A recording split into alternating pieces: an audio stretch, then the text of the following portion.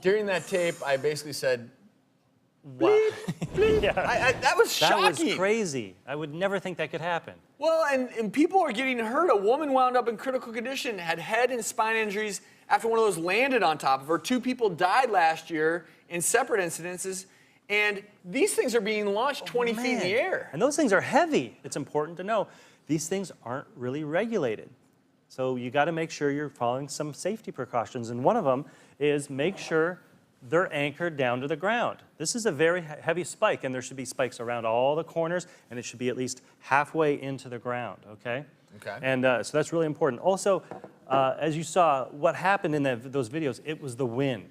The high wind can be a big risk for these things. So if the wind's kicking up, you got to deflate these things, keep them anchored to the ground, and keep the people away from them. Also, make sure they're supervised. That's one of the biggest things. You know, if there's a bunch of kids jumping in there and they're little kids and big kids, you know, the people fall over and the big kids land on the little kids, and that's a big problem too. So right? they can be safe. You They just can have to be take safe, you precautions just if the follow weather's some precautions, bad. yeah. Just go ahead and deflate it and call Exactly, it a day. because you know there was, if you have different sizes, there was actually a case where there was a little boy and 2 men in there, and they all got thrown out of the thing, and they landed on the little boy, And killed and him. he died.